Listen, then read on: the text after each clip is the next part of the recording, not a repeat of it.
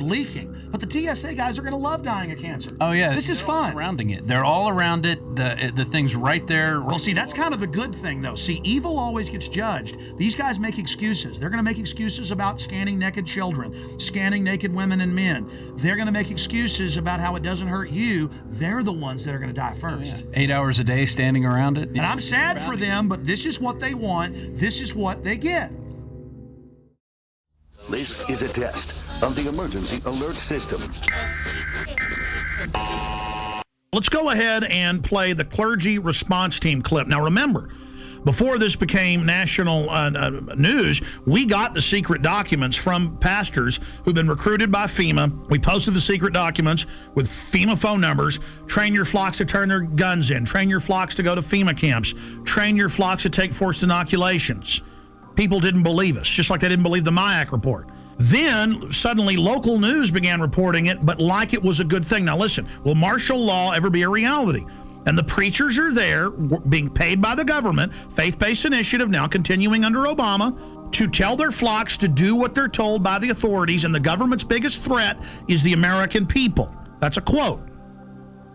So, this is specifically the pastors getting ready for us to go to FEMA camps. And there's thousands of pieces of evidence like this, and Glenn Beck saying it doesn't exist. Here it is. Law ever become a reality in America? Some fear any nuclear, biological, or chemical attack on U.S. territory might trigger just that. And as KSLA News 12 Jeff Farrell discovered, the clergy would help the government with potentially their biggest problem, us. From my cold, dead hands. Charlton Heston's famous declaration captures a truly American value, the overarching desire to protect our freedoms. But gun confiscation is exactly what happened during the state of emergency following Hurricane Katrina in New Orleans. U.S. troops also arrived, something far easier to do even now thanks to last year's elimination of the 1878 Posse Comitatus Act. That forbid U.S. troops from policing on American soil. If martial law were enacted here at home, like depicted in the movie The Siege, easing public fears and quelling dissent would be critical. And that's exactly what the clergy response team, as it's called, helped accomplish in New Orleans. Jeff, the primary thing that we say to anybody is let's cooperate and get this thing over with, and then we'll settle the differences once the crisis is over. Such clergy response teams would walk a tightrope between the needs of the government versus the wishes of the public. In a lot of cases, these clergy would already be known in the neighborhoods in which they're helping to defuse that situation. For the clergy, one of the biggest tools that they will have in helping calm the public down or obey the law is the Bible itself, specifically Romans 13. Because the government is established by the Lord, you know, and that's what we believe in the Christian faith. That's what's stated in the Scripture. Civil rights advocates believe the amount of public cooperation may depend largely on how long they expect a suspension of their rights might last. And see, here is Mother Jones. Should Obama control the internet? It says right here, Senator John Rockefeller, goes by Jay Rockefeller, has announced they need to end the internet, that it's bad, and that private companies will have government hubs tied into them to snoop on everyone without warrants and to be able to shut down the web instantly. See, right now the government has to get warrants and go out and seize all the hubs. Here's another one. America's secret police. Intelligence experts warn the proposal to merge two Pentagon intelligence units could create an ominous new agency. And the head of cybersecurity just resigned 3 weeks ago, saying the Pentagon and Homeland Security are taking over the internet and it's a threat to freedom in America. So their own guys quitting, saying this takeover is happening. All the radio and TV in the nation under the emergency alert system in 96, under a federal law and executive order, FEMA is wired into the transmitters themselves and cable to take over all the systems and broadcast anytime they want. Before, the stations would tune to a signal themselves. Now that's out of their hands. All of that's going on. So see, they've got the preachers, they've got the citizens, they've got the military prepared for martial law, and they could remotely listen to you even when the cell phone's off. That's standardized the cell phones. And all telecommunications companies were given $9 billion total to put in whole floors for the NSA to move into. So the NSA doesn't tap the phone companies, they are the phone companies. Just like FEMA on all radio, TV, cable, you name it, is already in control with hubs at the transmitter site. or at the satellite uplink site, the last piece of equipment, this is in my film Police State 2000, by the way.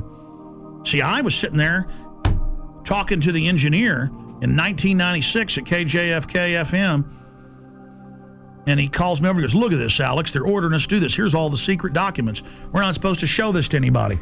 And I was sitting there reading it. FEMA takes over through this. Everything you do goes through this system. I mean, that's what you hear when it goes bang, bang, bang. You know, this has been an emergency alert system.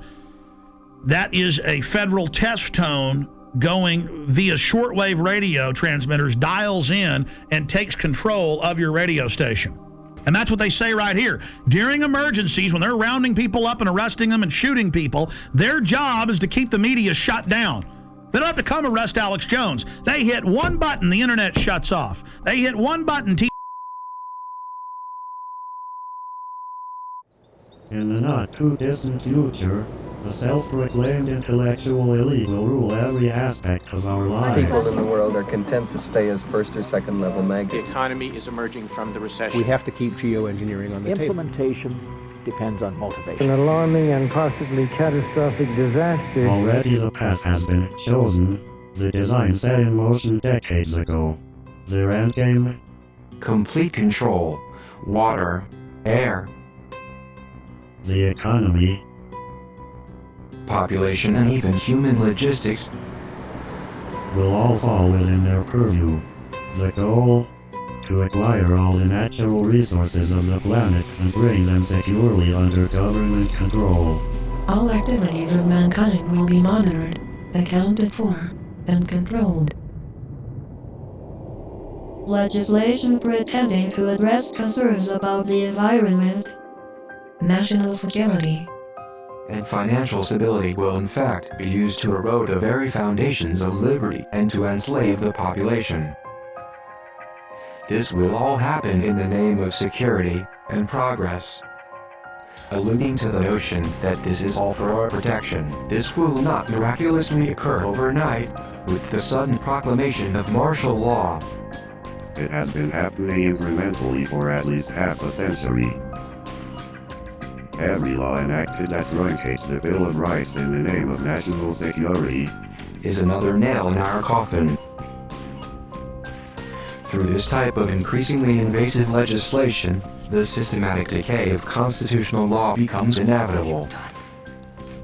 Thousands of years of building and rebuilding, creating and recreating so you can let it crumble to dust.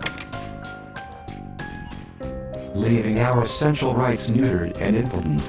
The Bill of Rights is reduced to a quaint antique collecting dust in a library somewhere, retaining all the potency of a fairy tale. Martial law, called a more politically neutral catchphrase, is practiced with an iron fist. The implosion of the economy has begun by design. The United States dollar is under attack and losing value every day, while the cost of living continues to skyrocket. New laws that will effectively double taxes are already on the books and ready to be implemented. Nothing has been introduced to help homeowners with their now default loans. But at the same time, money is generously given to bankers who give themselves huge bonuses during one of the worst economic downturns in history and dry up loans to small businesses. All the while, the economy spirals downward at a free fall rate.